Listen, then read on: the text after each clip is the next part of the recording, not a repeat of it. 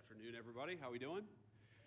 Good. So I want to thank the law enforcement officers behind me for being here. I'll answer a few questions, but I want to say just a few things at the outset, just about what I've learned today and what I'm trying to do here. First of all, I want to give a shout out to the Annunciation school shooting families, because the last time I was in Minneapolis, it was, of course, to meet with some of those families. I understand that a couple of the students have made near miraculous recoveries, and just that was a very special moment for me to be invited into that community at a time of grief. And I hope that all of them know that though I didn't get to see them this particular time, I've been thinking about them and their families quite a bit. Now, to talk about what I am here to do, which is federal law enforcement, to enforce our immigration laws, I want to say just a few things. First of all, I wanted to meet with business leaders, with ICE officers, with local law enforcement to try to understand a little bit better what's going on, so that we can tone down the temperature a little bit, reduce the chaos, but still allow us as a federal government to enforce the American people's immigration laws. That is the purpose of my visit. Now, this is step one or step two of that process. There's going to be a lot of work that follows through from here. I'm happy to talk about that, but I think I learned a few things that were very important. So number one of the things I learned is that the guys behind me are doing an incredible job, and frankly, a lot of the media is lying about the job that they do every single day. Now, it doesn't mean that there aren't occasionally stories out there, there aren't occasionally videos out there that suggest that these guys, or at least some of the people who work for them, are not doing everything right. But very often, if you look at the context of what's going on, you understand that these people are under an incredible amount of duress, an incredible amount of chaos, and because of a few very far left agitators, a lot of these guys are unable to do their jobs without being harassed, without being doxxed, and sometimes without being assaulted. That's totally unacceptable. And that's one of the things that I want to send a message to is, yes, come out and protest me, protest our immigration policy, but do it peacefully. If you assault a law enforcement officer, the Trump administration and the Department of Justice is going to prosecute you to the fullest extent of the law. And I wanted to show some support for these guys who, frankly, are operating in a very, very tough environment. I heard a lot of stories today about that I think drives home just how chaotic the environment on the ground here has already gotten. For example, did you know that within the last, I think, week or so, maybe even more recently than that, you had a couple of ICE officers who were off duty, who had been doxxed online, who were sitting and having a meal at a restaurant in Minneapolis when a bunch of agitators showed up, locked the door, made them feel like they were in danger for their lives, and then, of course, it was federal law enforcement officers who had to come up, lower the temperature on the situation, and actually get those two off-duty officers to a point of safety. Now imagine, if you would, your life and your perspective on law enforcement if you can't even go to a restaurant without some agitators locking the door and making you feel like your life is in danger.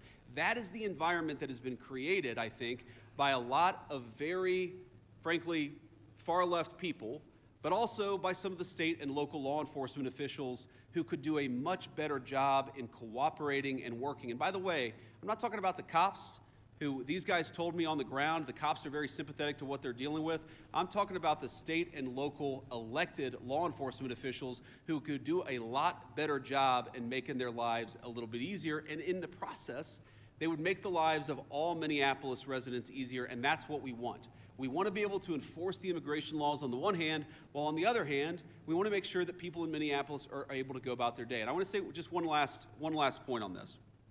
So I heard from a business leader today who told me a very tough story, and I think so much of what's gone wrong in Minneapolis is people not trying to understand the perspective of somebody else. Try to understand what somebody else is experiencing, whether they're a law enforcement officer or anybody in the community here in Minneapolis. So they told me a story about this manufacturing facility where an illegal immigrant was being arrested, and as these employees are going into the manufacturing facility, all of a sudden an illegal immigrant shows up, they don't know it's an illegal immigrant, and then a bunch of ICE officers descend.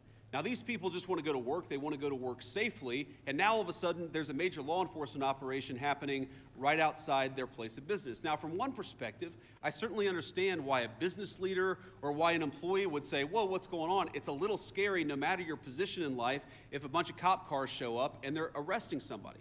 Now, the additional context is that we know that people online have been encouraging illegal immigrants that one way they can evade arrest is by showing up at a legitimate place of business, making it impossible for these guys to actually enforce our immigration laws. So while I can understand the perspective of somebody who doesn't want to see an arrest happen at their place of work, I can also understand the perspective of our immigration enforcement officers who have to do their job and can't allow a heckler's veto over our immigration enforcement. And so much of what's gone wrong is the failure to do that. And here's the point. We can do a good job of enforcing our immigration laws without the chaos, but it actually requires the cooperation of state and local officials. If you look at blue cities and blue states, red cities and red states, you go to Austin, Texas, or Memphis, Tennessee. You go to the state of Texas, obviously a very red state, or the state of Tennessee, a very red state, but you've got blue cities within those states, you do not have this level of chaos. The reason why things have gotten so out of hand is because of failure of cooperation between the state and local authorities and what these guys are trying to do. We have a ton of resources, a ton of ICE agents in this city right now that I would rather us not have. I'd love to send those guys home.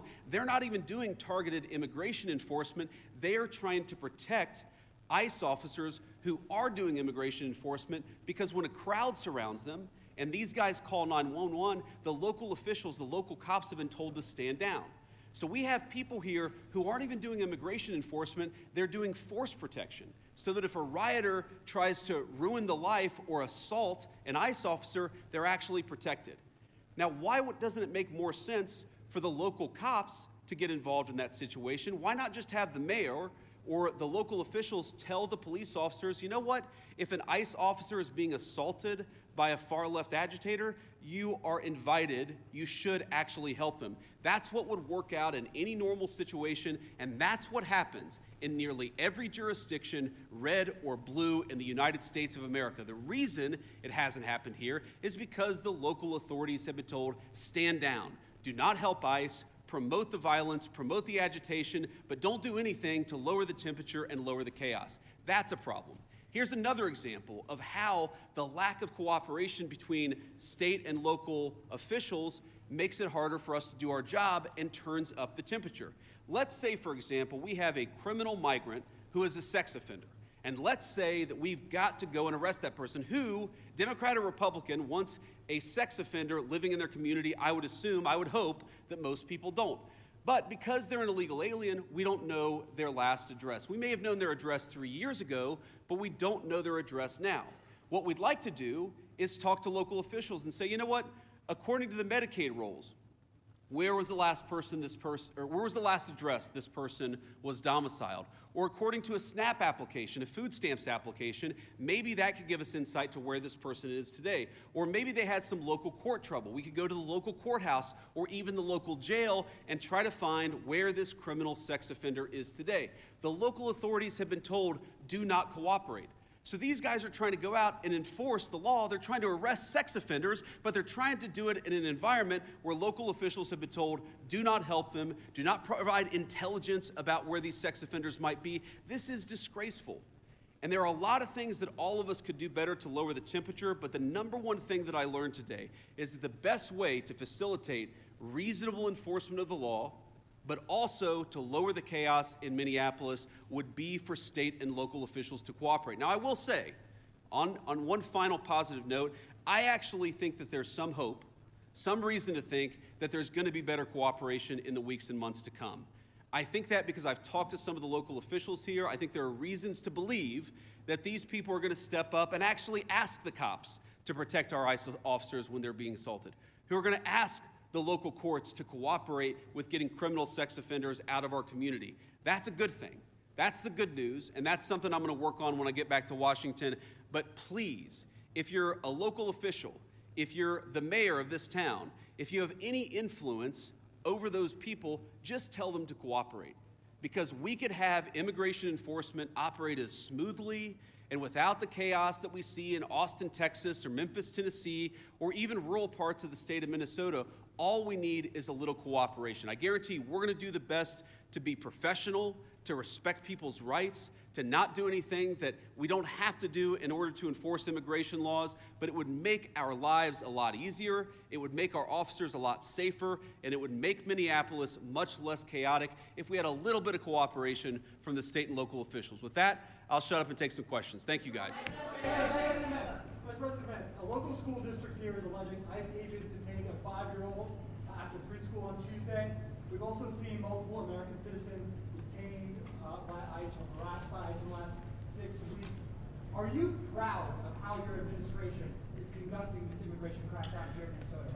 Well, I'm proud of the fact that we're standing behind law enforcement, and I'm proud of the fact that we're enforcing the country's laws. But, you asked a question about this 5-year-old kid. I actually saw this terrible story while I was coming to Minneapolis. We had just left Toledo, Ohio this morning for an economic messaging event. And I see this story, and I'm a father of a 5-year-old, actually, a 5-year-old little boy, and I think to myself, oh my God, this is terrible. How did we arrest a 5-year-old? Well, I do a little bit more follow-up research. And what I find is that the 5-year-old was not arrested, that his dad was an illegal alien, and then when they went to arrest his illegal alien father, the father ran. So the story is that ICE detained a 5-year-old. Well, what are they supposed to do? Are they supposed to let a 5-year-old child freeze to death? Are they not supposed to arrest an illegal alien in the United States of America? If the argument is that you can't arrest people who have violated our laws because they have children, then every single parent is going to be completely given immunity from ever being the subject of law enforcement. That doesn't make any sense. No one thinks that makes any sense. Now, there are so many of these cases like that where if you just understand the context, there have been a number of situations that I've looked into personally where I say, wait a second, we don't want ICE arresting American citizens. They're supposed to be enforcing the immigration laws against illegal aliens. So then I look into it and I find out that the American citizen who was arrested took a swing at an ICE officer. You can't have that happen. And of course they have to defend themselves. And of course they have the right to detain somebody who assaults a law enforcement officer. Now, this is my point. Do we want these things to happen? Do we want these arrests to be so chaotic? No, we don't. These guys want it least of all, but if we had a little cooperation from local and from local and state officials, I think the chaos would go way down in this community. President! Go ahead. After the Renee Good shooting, sir, the administration seemed to suggest... Yeah, well, you can go next. Oh, no, I'm sorry. I thought you pointed it No, out. that's fine. I'll take both. After the Renee Good shooting, sir, the administration seemed to... After the Renee Good shooting, the administration seemed to suggest that ICE officers enjoyed near complete immunity, but today you told the Washington Examiner that when appropriate, the administration might take disciplinary actions against ICE agents. So is that a change of opinion, and if so, why the change in tone? No, I didn't say, and I don't think any other official within the Trump administration said that officers who engaged in wrongdoing would enjoy immunity. That's absurd. What I did say is that when federal law enforcement officers violate the law, that is typically something that federal officials would look into. We don't want these guys to have kangaroo courts. We want them to actually have real due process, real investigation, because again, sometimes they're accused of wrongdoing, and it turns out when you learn the context, they didn't actually do anything wrong. But of course we're going to investigate these things. Of course we're investigating the Renee Good shooting, but we're investigating them in a way that respects people's rights and that ensures that if somebody did something wrong, yes, they're going to face disciplinary action, but we're not going to judge them in the court of public opinion.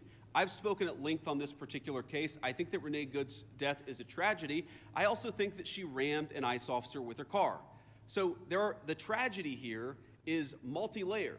The tragedy is there was a misunderstanding. The tragedy is that Renee Good lost her life. The tragedy is that you have ICE officers who are going into communities where they're worried that if they call 911, no one's going to come to help them.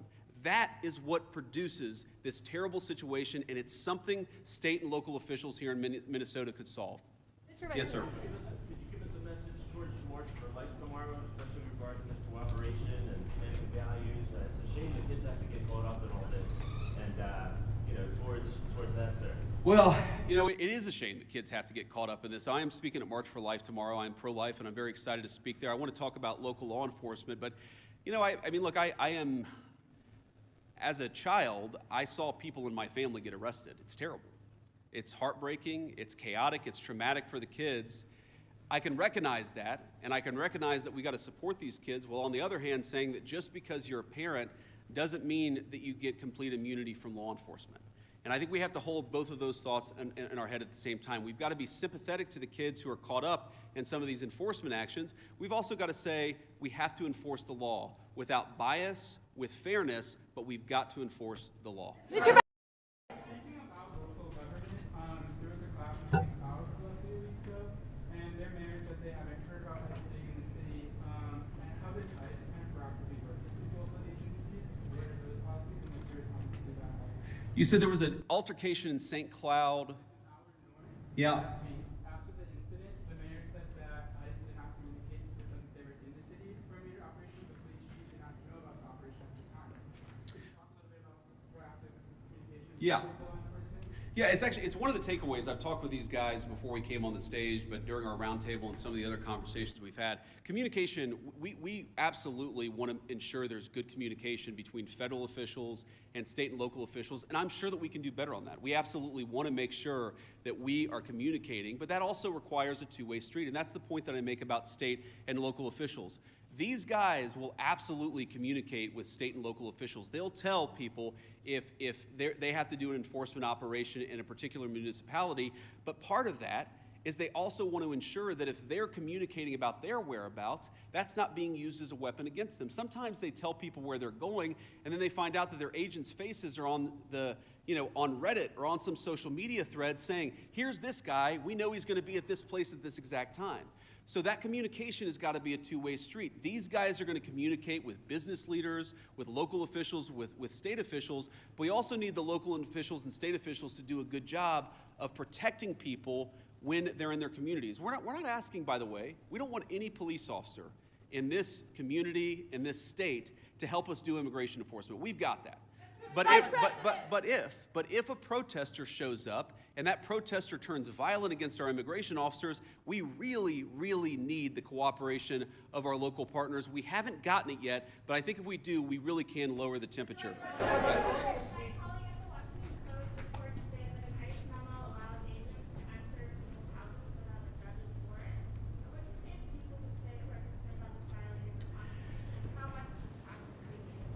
Yeah, so I saw that story, and the story is like so much that I read in the mainstream media, it's missing a whole lot of context, and when you appreciate the context, it makes sense. No one is saying, look, there are exceptions. For example, a crazy exception, if somebody is fired at from inside a house, they don't need a warrant to go inside that person's house. There are very narrow exceptions to the warrant requirement where law enforcement officers don't need a warrant if, for example, they're an imminent threat of their lives.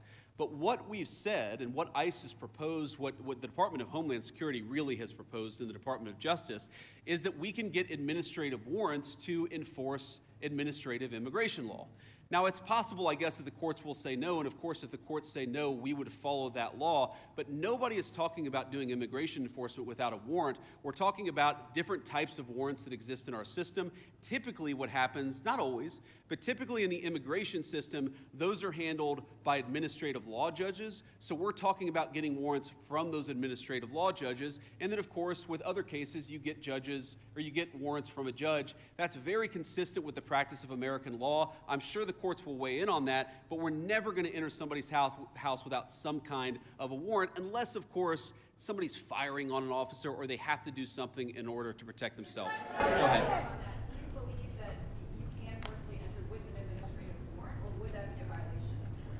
Well, our understanding is that you can enforce the immigration laws of the country under an administrative order if you have an administrative warrant. That's what we think. That's our understanding of the law. That's our best faith attempt to understand the law. Again, this is something courts will weigh in on. I won't speak to that. But yes, most immigration law in our country is not done through the criminal system with the judge. It's done through the administrative law system. We're going to continue that practice just as they did in the Biden administration or any other administration. Was there anything that you heard or saw today that would cause you to counsel the president to invoke the Insurrection Act? And then also, did you meet or talk to the ICE agent who was involved in the incident? I did not talk to him today. I talked to some of his colleagues. Your question on the Insurrection Act is interesting. I've tried to understand this as well as I possibly could, and my understanding is what the Insurrection Act, what invoking the Insurrection Act would allow the federal government to do, is that it would allow the federal government to use the military for local law enforcement operations. Right now, we don't think that we need that. Now, the president could change his mind. Of course, things could get worse. But right now, we think that federal law enforcement officers can do the job of federal law enforcement. Now, what I do worry about, again, is if the chaos gets worse, if more and more ICE agents start getting assaulted, if other law enforcement officers start getting assaulted, that would be a real problem. But again, we have so much federal law enforcement resources here right now. We have so many people here that we do not want to have here. I do not want so many ICE officers in Minneapolis right now. I mean, good Lord, it's really, really freaking cold outside. but they're here not even to enforce immigration laws, but to protect the people from the rioters. That's an absurd state of affairs, and we wouldn't need it if we had a little bit more cooperation from the Minneapolis Police Department. Again, the Minneapolis Police Department, my understanding is that the actual beat cops on the ground, they would love to help out, but they're being told by somebody, I don't know if it's Mayor Frey, they're being told by somebody not to cooperate at all. What kind of a person tells their local police don't protect somebody if they're being assaulted by a rioter? It's crazy, and it's got to stop. Yes? Earlier this week, local law enforcement accused federal agents of racial profiling. Why are there so many U.S. citizens being caught up in this operation? Well, I think your question assumes something that's not necessarily in evidence, which is that when there are American citizens who have been caught up in some of these enforcement operations, very often it is people who have assaulted a law enforcement officer. They're not being arrested because they violated the immigration laws. They're being arrested because they punched a federal law enforcement officer. That is a totally reasonable thing. Now, to the accusation of racial profiling, look, it's something that we take very seriously. We will take accusations of racial profiling back to Washington. We'll certainly look into them as they come up. But this is not a group that's going around and looking for people who violated the law based on skin color. They're looking for people who violated the actual law, the law of our immigration system in this country. And so long as we had more cooperation, I think they could do these things in a much more targeted way. They would actually know where some of the bad guys are. I mean, again, you hear things that are hard to believe, but I've confirmed that they are true. Sex offenders who we're trying to get off the streets, who the local officials won't tell us their last known address. So then the local officials say, oh my God, these guys are doing widespread targeted enforcement operations, when in reality, we would love to just go to one house. The local officials won't tell us which one house to go to. Mr. Vice President. Mr. Vice President, to that question, the local police chiefs have said their own off-duty officers, so police officers, are being targeted because they are a person of color and asked to show their papers.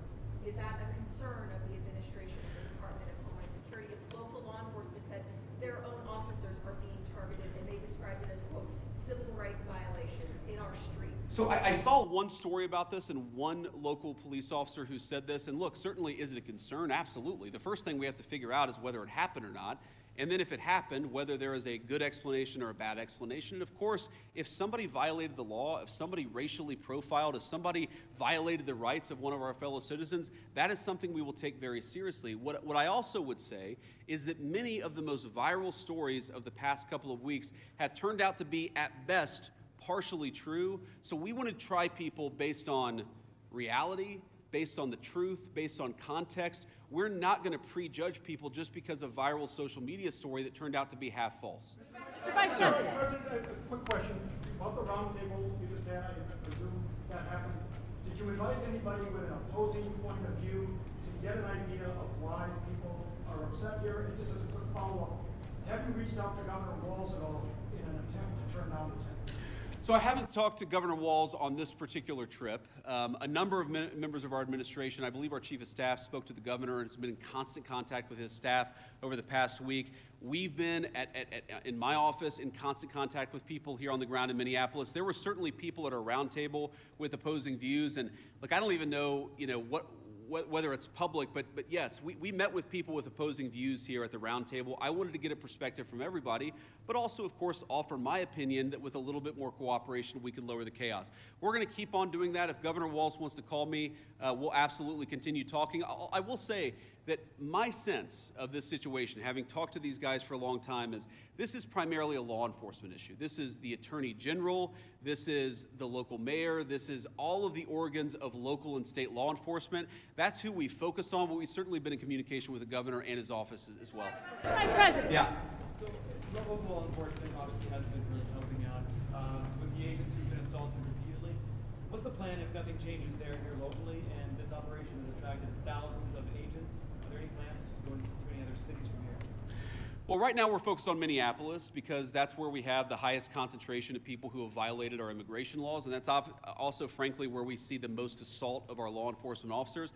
I mean, our plan is very simple. If you assault a federal law enforcement officer, we're going to do everything that we can to put you in prison. It's very simple. And most of these protesters, as much as I may disagree with their politics, most of them have been peaceful, but a lot of them have not been peaceful. And if you go and storm a church, if you go and assault a federal law enforcement officer, we're going to try very hard. We're going to use every resource of the federal government to put you in prison. Respect people's rights.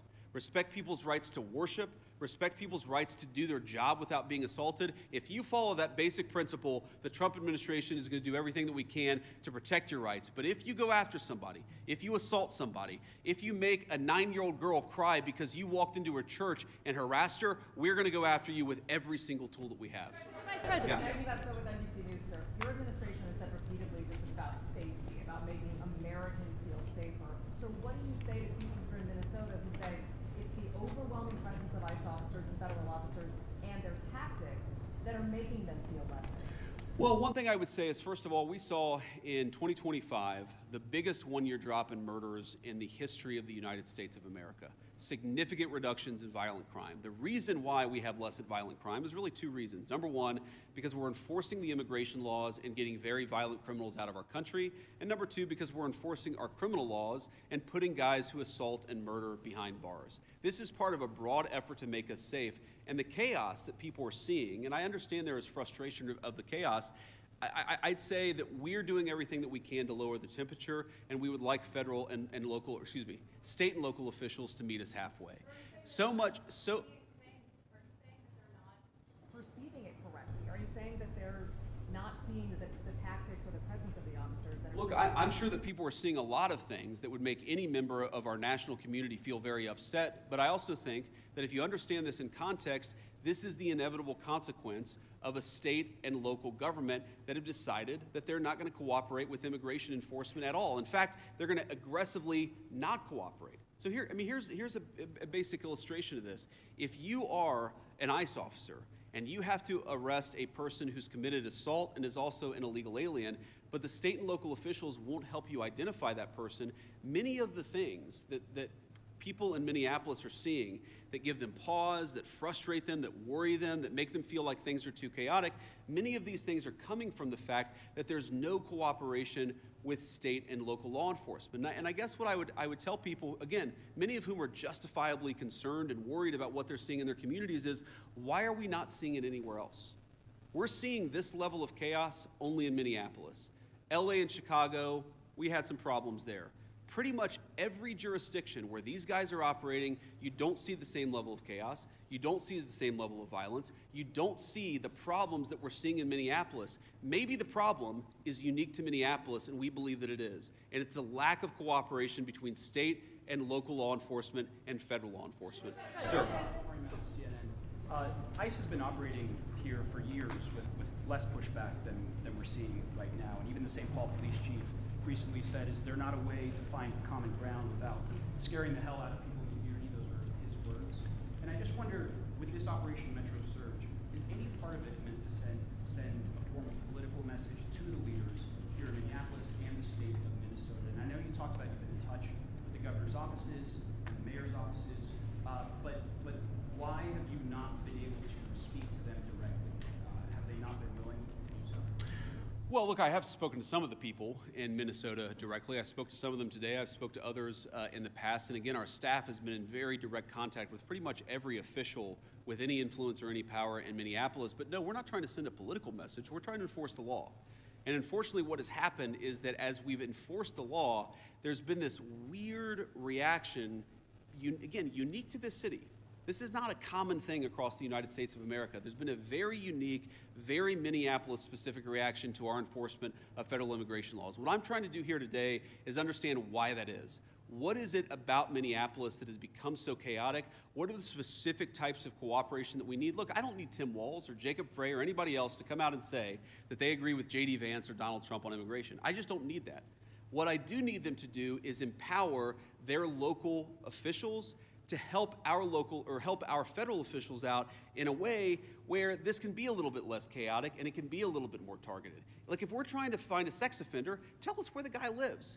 Simple things like that, simple changes in how they're approaching immigration enforcement would make this work a lot better. It would make Minneapolis' streets a lot safer, and it would make this whole thing a lot less traumatic for this community. I'll take one more question. Mr. Vice President. Go ahead. You said that it's time to turn down the temperature. Does that include changes to both ICE and CDC tactics that we've seen employed on the streets, including less than lethal tactics, pepper spray, pepper balls? Beyond that, what is the federal government's role in turning down the temperature? And the Minnesota Department of Corrections says that its own officers have been cooperating with ICE all along, handing over criminals once they serve their sentences to ICE officials. Can you concede that there is some cooperation with the state? Yeah, look, if I was going to list the 5 agencies locally and statewide that I'm most worried about, I wouldn't put the Department of Corrections on that list. I think that while there are certain things we'd like to see more from them, they've hardly been the worst offenders. You agree with that, guys? That's a fair assessment. But I think when you talked about tactics and you talked about the response to things, look, we don't want to employ tactics that we don't want to employ the kind of tactics that are only necessary when violence is committed against officers. That is these guys' directive, and that's what we're going to try to do. And again, the president said this a couple of days ago, whenever you have a law enforcement operation, even if 99.99% of the guys do everything perfectly, you're going to have people that make mistakes. That is the nature of law enforcement. What I do think that we can do is working with state and local officials, we can make the worst moments of chaos much less common, and all they've got to do is meet us halfway. These guys want to communicate with them. They want to talk to the local business. Many of these guys, many of the people standing behind me are members of the Minneapolis community. Many of the officials that I met today who work in federal immigration enforcement, this is their home. They love this place. These are their neighbors. They want this to work. I've only been here a few times. I love it, even in this weather. I love Minneapolis. We could do a lot better. Trump administration, the directive that I got from the President of the United States is meet these guys halfway. Work with them so that we can make these immigration enforcement operations successful without endangering our ICE officers, and so that we can turn down the chaos a little bit, at least. I think a lot, actually. But for us to do that, we need some help from the state and local officials. We will keep on working with them, and so long as they're willing to work with us, they will always find a partner in public safety and law enforcement in the Trump administration. Thank you all.